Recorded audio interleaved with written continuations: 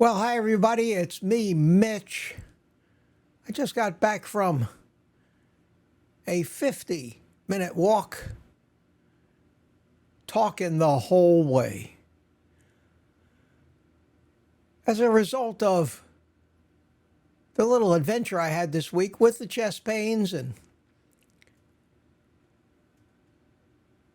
the mental gymnastics of whether I should worry about it, whether it could be serious, what I needed to do, whether I needed to go to see a hospital or doctor, the reasons why I decided what I decided, and the eventual outcome, which was great. I feel great. I took a walk and I took the camera with me and I had no script or agenda. I just started talking, and what I started talking about was my view, based on my history and experience, of the state of our medical establishment, its competence, and my interactions with it. And 50 minutes later, I had recorded quite a diatribe. I want to share this with you. Maybe some of it will resonate. Maybe you'll agree. Maybe you'll disagree. Maybe you'll understand more how I think about these things. And I'm not saying that you should think the same thing. I never tell you what to do. I only tell you what I did and what I think. It's up to you. You are autonomous. You are in charge of your life, not me. It is not my place to tell you what to do. And it's not your place to tell me what to do, although very, very many of you fail to give me that consideration. But I understand that. And I understand sometimes you're very well-meaning as you insult my intelligence. But that's okay. It comes with the territory. Should I edit this video down? I thought to myself, it's way too long. Nobody wants to sit through all this. And I said, no, I'm not going to, because this was my thought pattern for almost an hour. So I'm presenting this video to you uncut. It's up to you whether you want to watch it or not. It's up to you whether you want to watch some of it and watch some of it later. I don't care. It's out there. There are answers in there. Maybe a few questions. I'm proud of it. I'm proud of the fact that I walked for almost an hour, talking the whole way at a brisk pace, like a 20-year-old. That speaks volumes to how good at 77 years old my health is compared to most. I credit it to the carnivore lifestyle. Whether you believe that or not is up to you. Enjoy the video or don't. Watch the whole thing or don't. Comment if you'd like. Just know in advance, any comments telling me why I'm wrong are going to be laughed at, perhaps made fodder for my Monday morning rants, but I always protect the identity of the morons for their own dignity and out of kindness.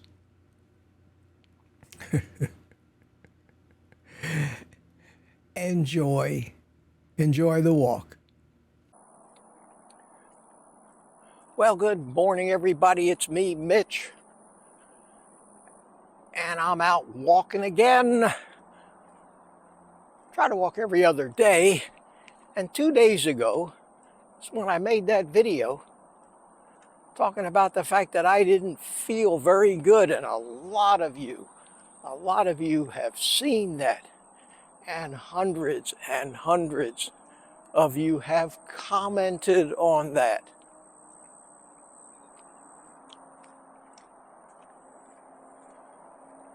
It's heartwarming how many well-wishers I had.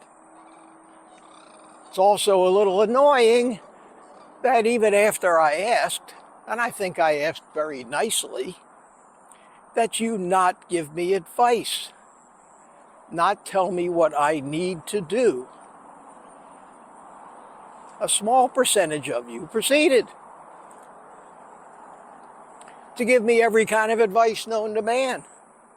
You need to get yourself to a hospital. You need to see a doctor. You need to take this supplement. You need to take that supplement. I don't react well to those two words. You need.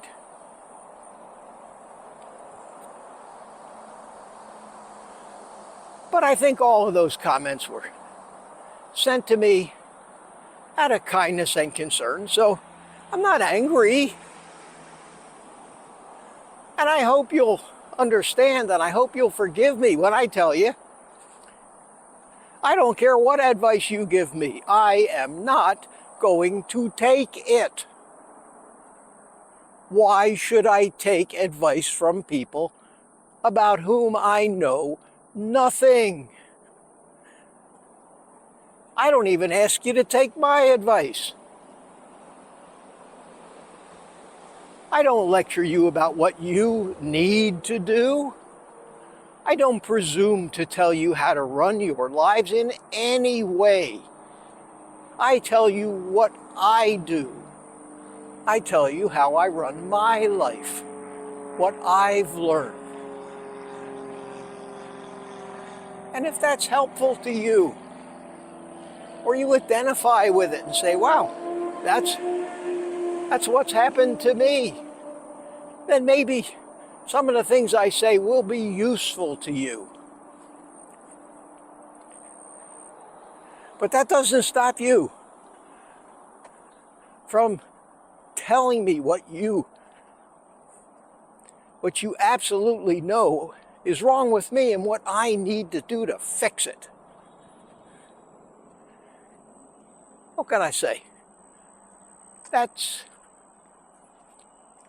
an attitude pervasive in the human race in general. And we can't get away from it. We see it everywhere. So, my heartfelt thanks for your concern. You'll have to excuse me if I don't listen to any of it. And so far, that attitude has served me well, especially when it comes to getting tangled up in the medical community. That's what I want to talk about for a minute. Many people don't understand. Why don't you just run to the hospital? Why don't you get all these tests? Why don't you get the scans? You had a chest pain, for God's sakes. Why didn't you go to the emergency room?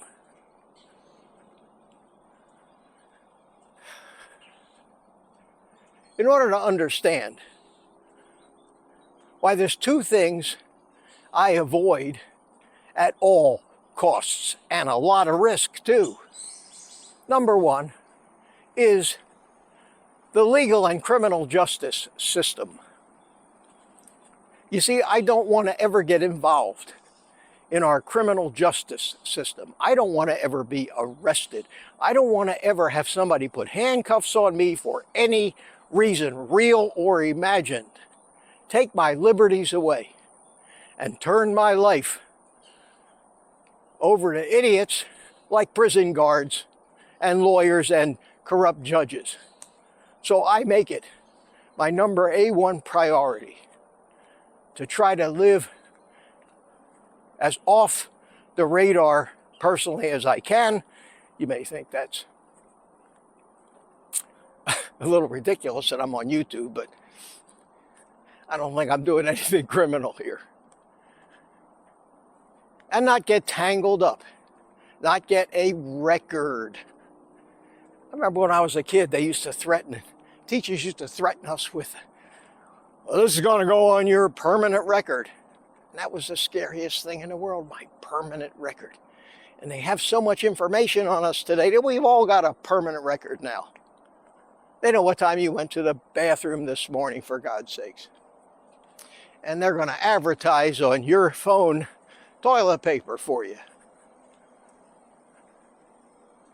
Avoid the criminal justice system. The second thing I learned a long time ago is that most doctors are idiots, arrogant, egotistical, holier than thou, wannabe know-it-alls, many of who studied to the tests and squeaked their way through medical school, only to make enormous amounts of money giving bad information and killing people. And if you don't believe me, there's a statistic, look it up. How many deaths are accidents in the medical community responsible for a year? It's a staggering number. I had personal experience with this my entire life, only leading to me having less and less until I had no respect for most doctors, and the same fear of having my liberty taken away, surrendering my body and my health by signing some disclaimer when I was admitted to a hospital that they had the right to do this and that and the other thing. And you do. You have to sign those things.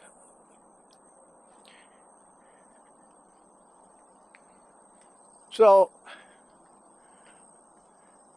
back when I was 16 years old, I tore a cartilage in my knee. I was a kid. That was back in the early 60s. None of us knew what we know about now. We all thought doctors were gods. I went in the hospital, had the knee surgery. This was before the days of orthoscopic surgery. Took me at least 6 months to recover from that. I suppose they did the best they could. Did screw up my life for quite a while. Had problems with that knee all my life. Until I started carnivore, believe it or not. Now, no problems with it. I don't think that's got much to do with it, but that was my first hospitalization.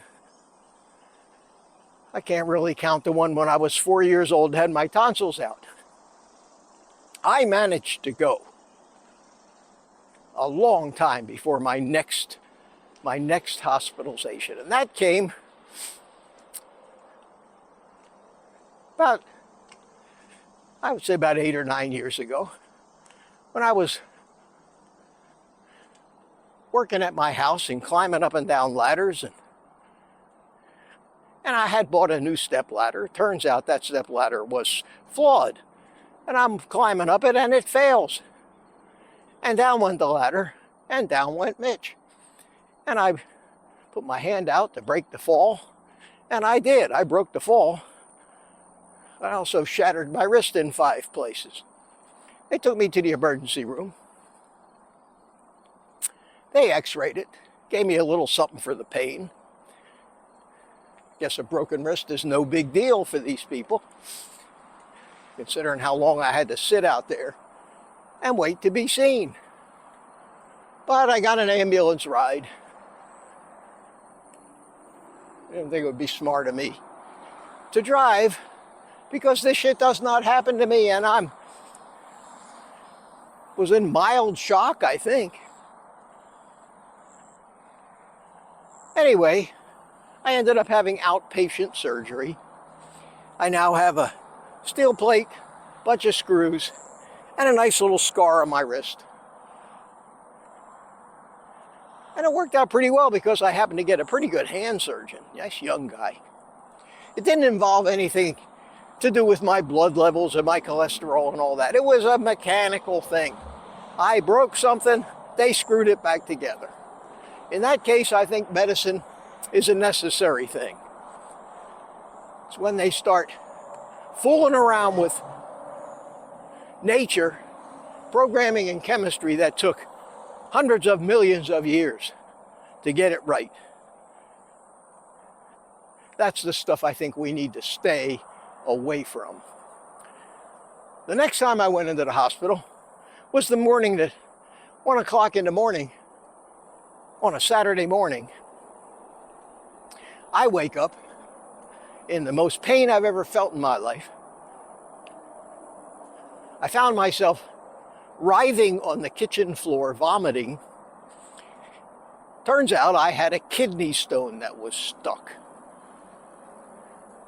I drove myself to the hospital in between the spasms that would come about every 15 minutes. They say that's the most painful thing a human being can experience, right up there with childbirth. I can't speak on that. Thank you. But yes, I think could very well be. So here I am. I'm in the hospital. I will hand it to them in the emergency room. They could pretty well see when I walked in there, I was in rough shape. On a scale of 1 to 10, sir, what's your pain level? I said 11. I think I have a kidney stone. They whisked me into the back.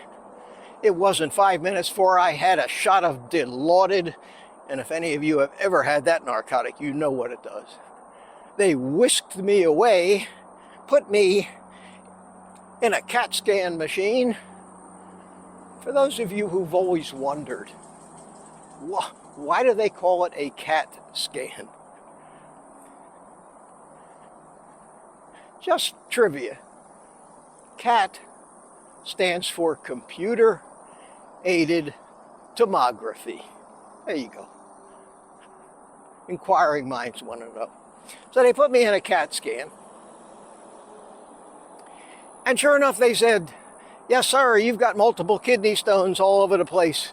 One of them is lodged in your ureter, and which is the little tube that goes from the kidney to the bladder.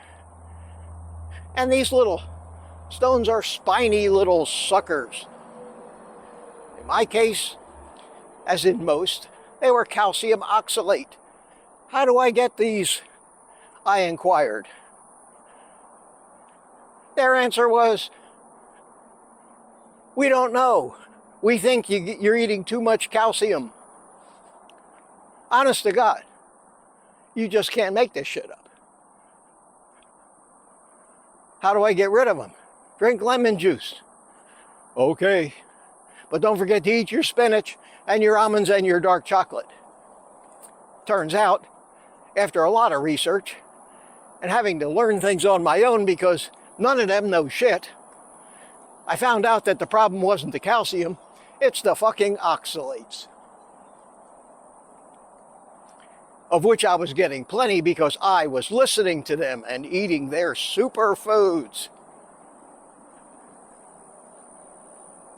I have since learned not to eat those superfoods, and my kidney stones have dissolved and gone away. Not before I had to be hospitalized twice for that. And those hospitalizations, I gotta tell you, were no fun. Because that's when I learned that if they put you in the hospital, they have no respect for you. You're dumb. You're not a doctor or a nurse or a medical professional. You know shit. You're just a pain in the ass that they have to put up with. It's a crime that we're trying to do our job here and we have to put up with these patients. This medical business would be much easier if we didn't have patients to deal with. And these patients are dumb because we know everything. We are doctors and nurses.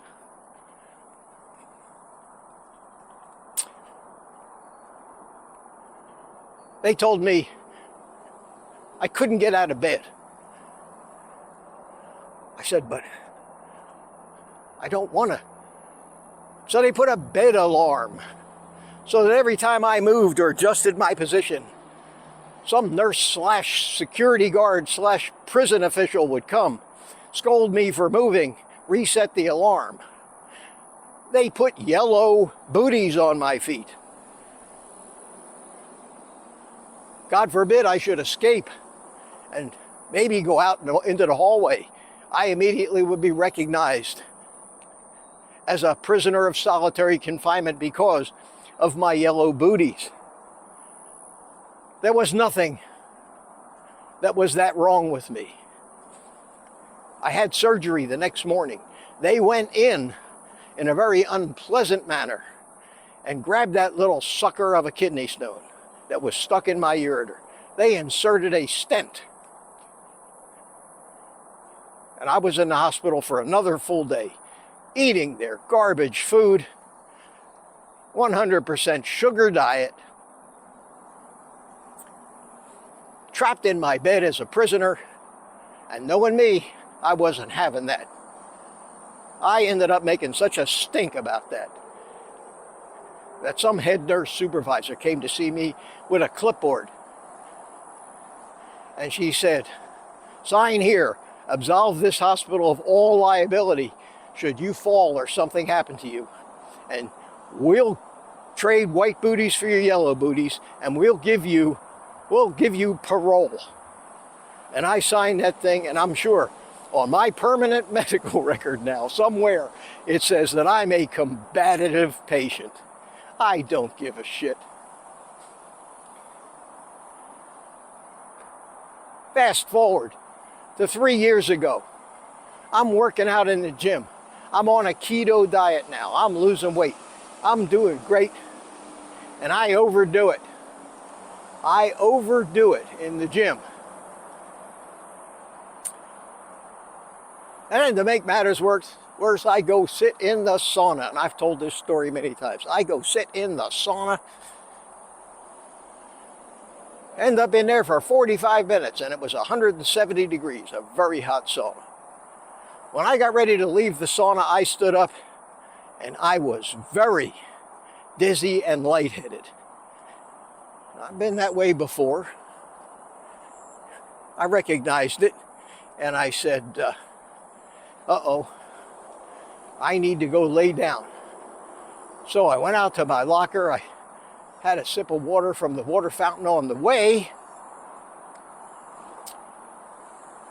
and I lay down on the bench in front of my locker, figuring I'll be okay in 5 minutes, cool off, hydrate a little.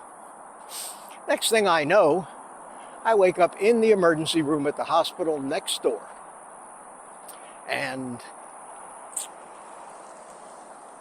my son's sitting there. I said, "What the hell happened?" "Well, Poppy says, evidently you passed out, and on the way down, banged the back of your head against the corner of the bench that you were laying on when you stood up and knocked yourself unconscious."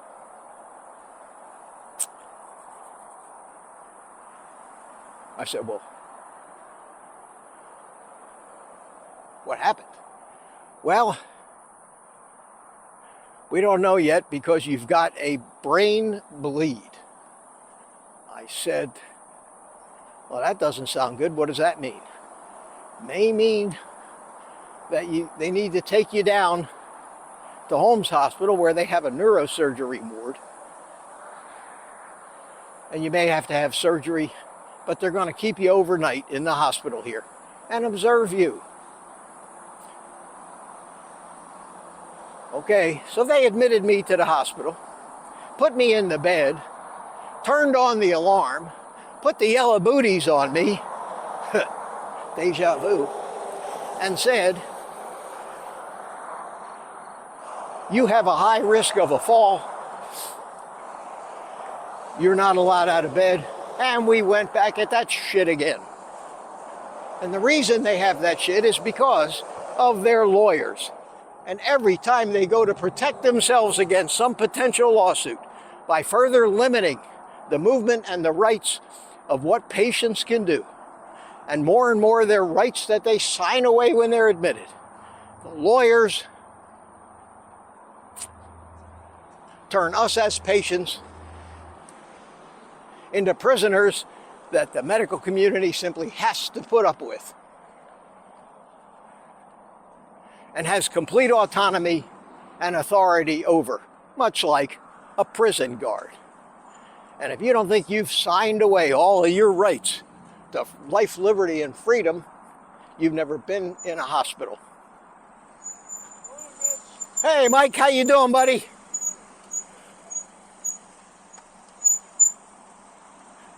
Yeah, the boys are going to breakfast this morning.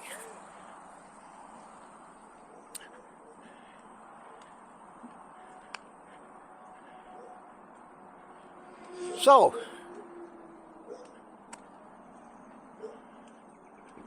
about 11 o'clock that morning, they discharge me. Okay, sir. Here you go. Have a nice day. I say, am I all right? Well, evidently so. I said, how do you know I'm all right? I haven't been taken for any tests today. I haven't had any scans. God, we have a traffic jam here. We have a traffic jam because of construction and doggies. 2 of them.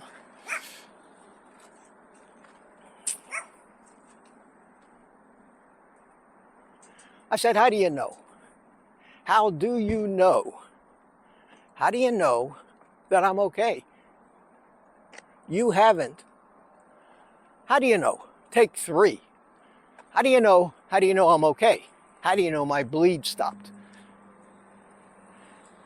I feel okay, but you haven't taken a CT scan since yesterday. How do you know I'm not still bleeding? Well, we're confident you're okay, sir. We're going to send you home.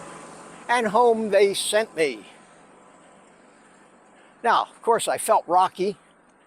And over the course of the next 6 weeks, horrible things started happening to me. I started having balance issues. I've never had balance issues.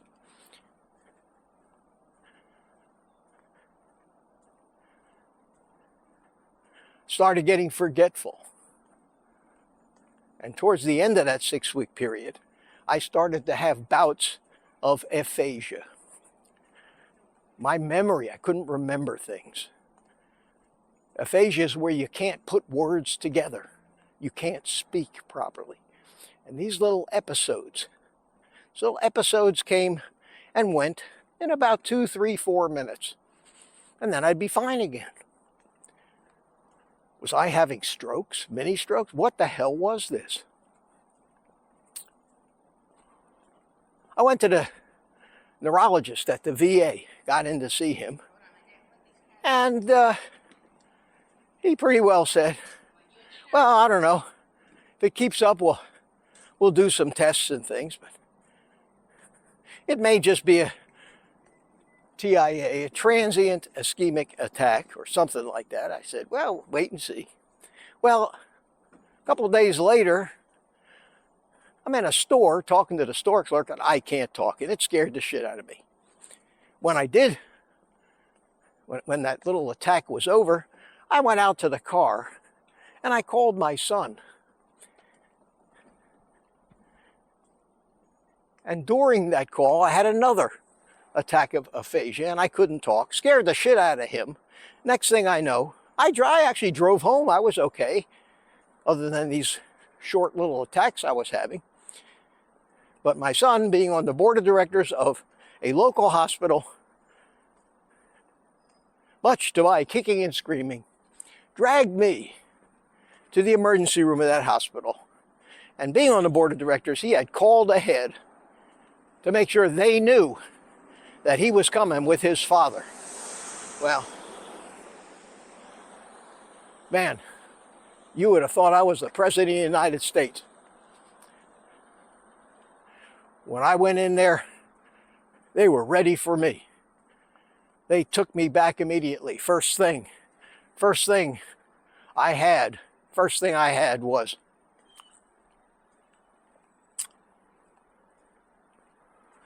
a CT scan of my head. Next, and this is during the COVID period too. The next thing, I had a telemedicine conference. I was on my stretcher, still in the hallway because they had no treat rooms available. But somebody wheeled a TV set or a computer screen and put it in front of me on a tray holder. Next thing I know, I'm talking to a doctor. He's asking me all kinds of questions because telemedicine became a big deal during that period of time. So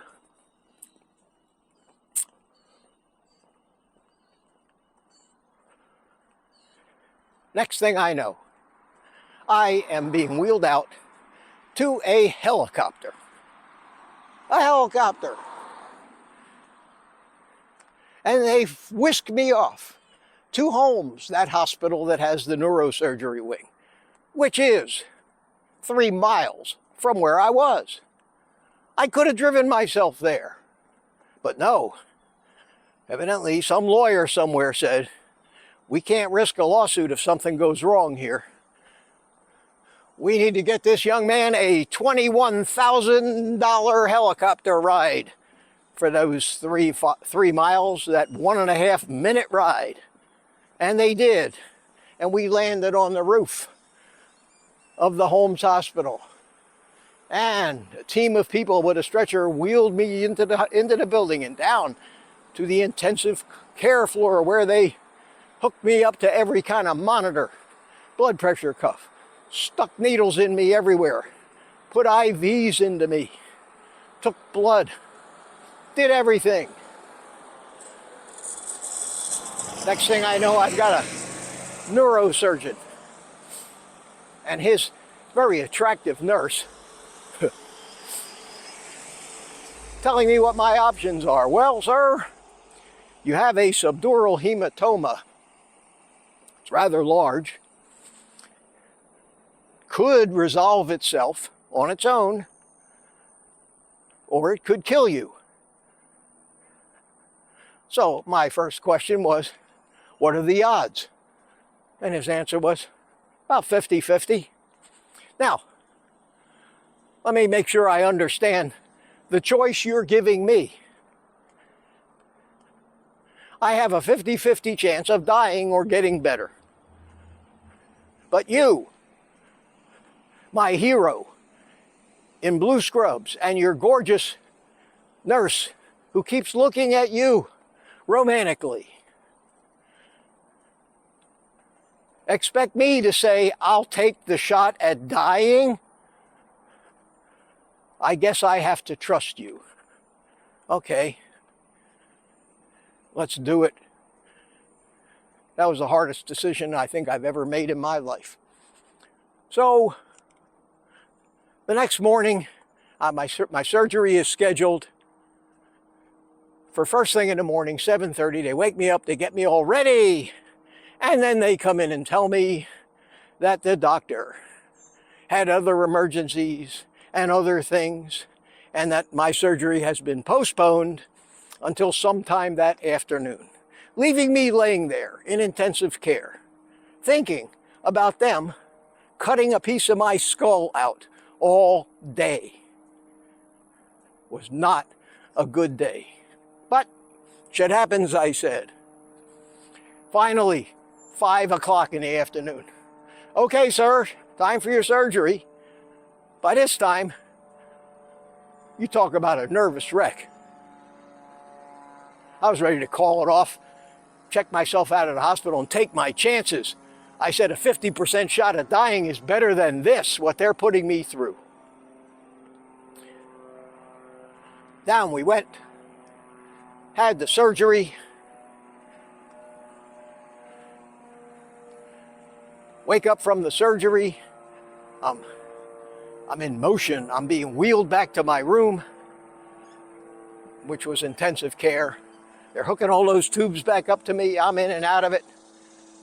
I've got a catheter, which I think isn't working because I really had to go to the bathroom, but nobody cared. They get me back there. I got a drain in my head going into a little bottle, which is in my shirt pocket of my gown.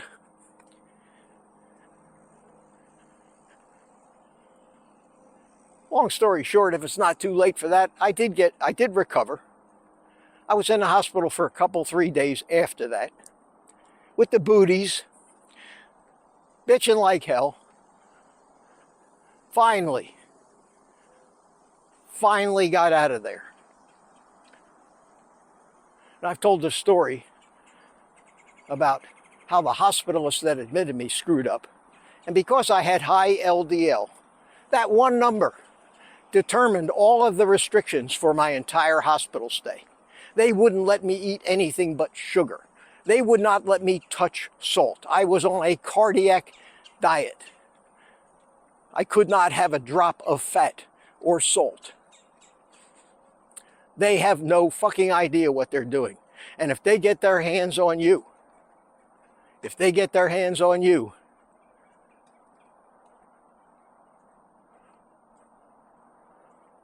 it's a scary thing. So now I finally go home, my son picks me up, and I'm still not feeling right. I'm still having memory loss. I'm still having symptoms. Finally, to the point where I call my son and say, get me back to that hospital. They did something wrong. They readmit me. They do more tests. They do EEGs, EKGs. For the first time in this whole adventure, not only did I have a CAT scan, but I had an MRI. I didn't find out the results of all these things till the next morning. They came into my room and they told me, well, sir, what happened to you was normal. It takes a while for your brain to start expanding again. Why didn't they know that and tell me that when they let me out a week before? Why didn't they say, oh, you know, it might be interesting to know that you might still have a few symptoms. Nothing to worry about, it's normal. No, they had to put me through another week and another hospitalization. Now, I wasn't paying for it, but can you imagine? The bill for that little second 2-day stay was around $100,000. Can you imagine if the next thing you had to deal with was collection agencies and lawyers because of their incompetence and the fact that you're just another number to them and they don't care and they're too busy to even think about A, what you may be going through, and B, what you need to know? No. Couple that with the fact that back in 1984, it was doctors' mistakes and malpractice that killed my mother. Back in 1990, oh, that's another story for another time. They killed my father.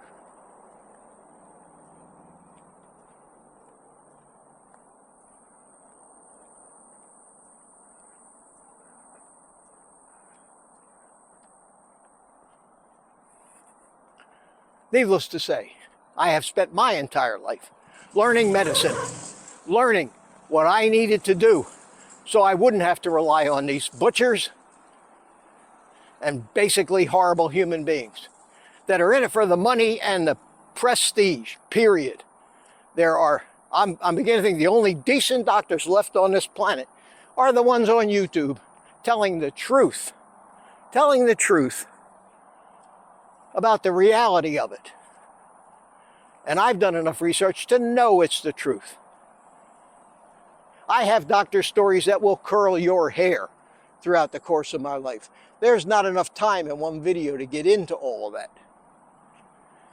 Let's just say, I would rather just die now than subject myself to that medical community again. I know that's a severe attitude, and I'm not recommending this to anybody. But if you had been through in your life what I've been through with the incompetence and fraud and ignorance of the medical community in general, which is evidenced today by the state of the health of the average human being,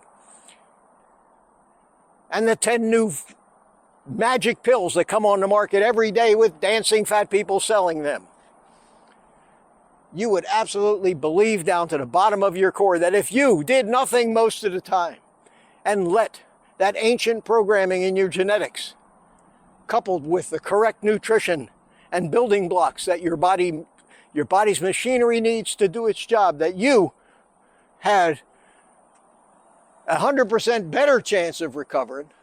And those were my thoughts earlier in this week when I started to have a few pains in my chest. I did a few diagnostics on my own, determined it was pulmonary, determined that even if it was cardiac, I still wasn't having any cardiac symptoms. I still had no shortness of breath. I could still exercise and walk. And I did have a couple of days before I was going to drop dead, if that's what it was, to let nature. And sure enough, it all went away. I'm 100% now. It probably was a mild case of COVID or some other virus or bacteria. Doesn't matter to me. I can fight it off. But please, and the problem with me saying please in this video is that all the new people who find my channel as of today or tomorrow won't hear this. So they'll continue to tell me why I'm wrong and what I need to do because they know better than me. Take my word for it, people. There's not one of you out there that knows better than me what's best for me. Period. And any one of you could really say the same thing. We are autonomous. We make our own decisions. It's not up to anybody to tell us what we have to do because it's what they believe. And for a nonconformist like me, for a contrarian like me, who disagrees with pretty much everything the human race believes in, for reasons that I'm certain of, giving me any advice about religion or medicine or politics is not only a waste of your time, but the deepest and most hurtful type of insult that I can get, because I would say if they knew me, they wouldn't dare suggest this to me. You can tell I'm very passionate about this, no doubt. My stance, as the final word, is that for the first 3 days of this week, I had the angel and the devil on my shoulders. They were arguing. What if it's this? What if it's that? What if it's this and you didn't go to the hospital? What if it's that? And the argument was always waved in the favor of give it some time. If you go to the hospital, let me tell you what could happen to you. Number one, you're going to go into the hospital. And this is the scenario that has happened to me every time I've been in the hospital, save for the last step I'm going to tell you about. The first thing they do when you go in the emergency room is you fill out a big friggin' questionnaire if you haven't been a patient of theirs before. Then you sit in the waiting room for 4 hours, unless you're dying. And the only way to be sure of that is to have some ambulance wheel you in, telling them that you coded in the ambulance. They'll pay attention to you then. 4 hours, 5 hours, in a waiting room full of sick people, full of people that have every disease known to man, not only from this country, but full of immigrants with no health care, who have brought these diseases from their own countries when they came into this country illegally. That's another story. Now, we're supposed to have strong immune systems, but give us a break. Then they wheel you in some resident, some wet behind the ears, brand new doctor who's just gotten out of Loma Linda University and taught that cholesterol is the root of all evil and that you need to be eating a plant-based diet. Gets his hands on you, looks at your blood tests and panics. Sir, your LDL is 340. You're in imminent danger.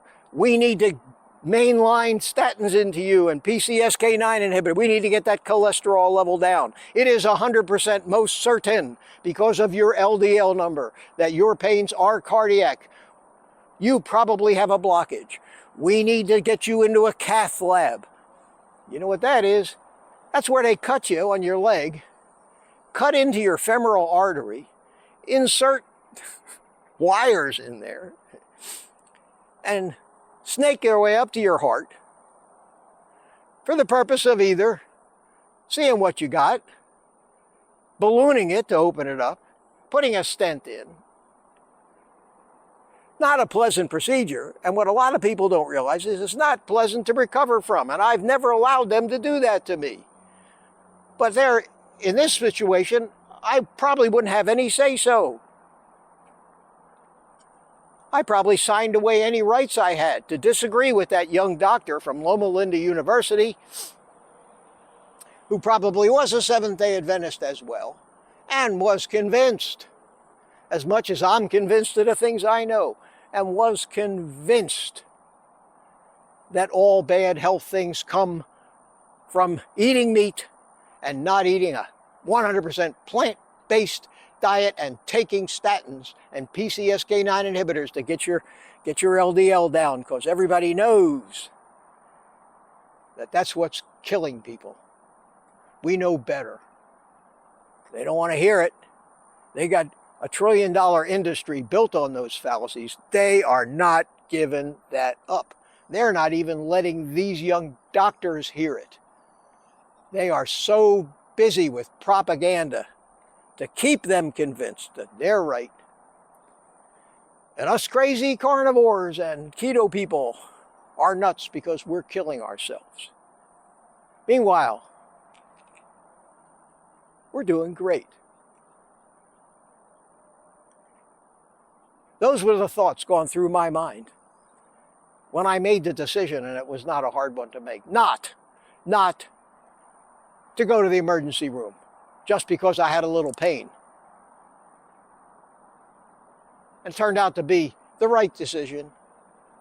And I thank the fact that I have taken my health into my own hands. I have learned virtually everything that one can learn in the amount of time that I've taken to learn it, about the realities of how the human body works, how human physiology works, how cellular biology works, how it became what it is through studying evolutionary biology.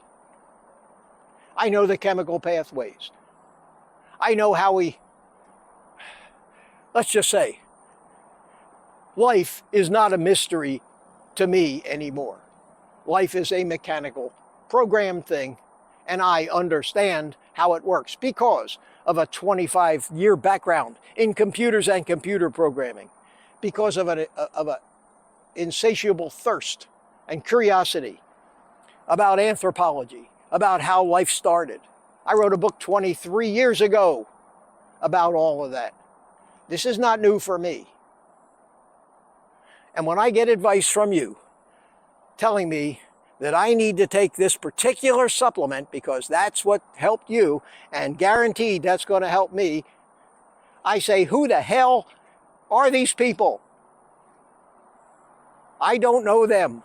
I don't know how smart they are. I don't know what they've done. I don't know how brainwashed they are. I don't know if they're not just one of these people that'll believe anything that anybody says on YouTube.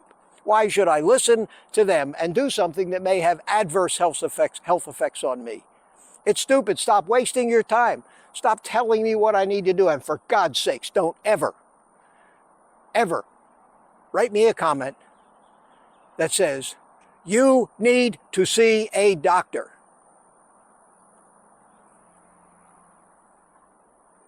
I'm the one that decides not only if I need to see a doctor, when I need to see a doctor, but most importantly, what doctor that might be. And it's not going to be any of these clowns working in any of these local hospitals, most of whom are controlled, you got it, by the Advent healthcare system. We're screwed, folks. We're screwed. My attitude is, I pretty well assume I do not have any health care worth a shit. Avoid it at all costs. And if I had to give you any advice, I would say, do whatever it takes. Get yourself healthy enough. Get yourself healthy. Get yourself educated. Learn the realities, if you can, about how we got here, about where all this bogus advice came from. Look at the proof. Look at the proof. Look at the proof of what it's doing to the human race, of how fast the new hospitals are being built and the new nursing homes, about how the frequency, and I had an ambulance and a fire engine right in front of my house this morning at 6:30 for one of my neighbors, how much more frequently and how much busier the medical community keeps becoming, how much longer the waits are, how busier the waiting rooms are, and how they can spend 5 minutes with you, look on their computer for that artificial intelligence program to tell that doctor what it thinks is wrong with you, for that doctor to blindly just go along with that computer's recommendation and prescribe that drug without ever understanding what role the manufacturer of that drug had in providing input to the programmers that wrote that particular bit of artificial intelligence code. I understand that it's easy to call us conspiracy theorists, but there does come a time, my friends, that even the wildest conspiracy theory, we've seen a lot of them in politics lately, are absolutely proven to be nothing more than gaslighting from some of the most evil people that ever walked the face of the earth.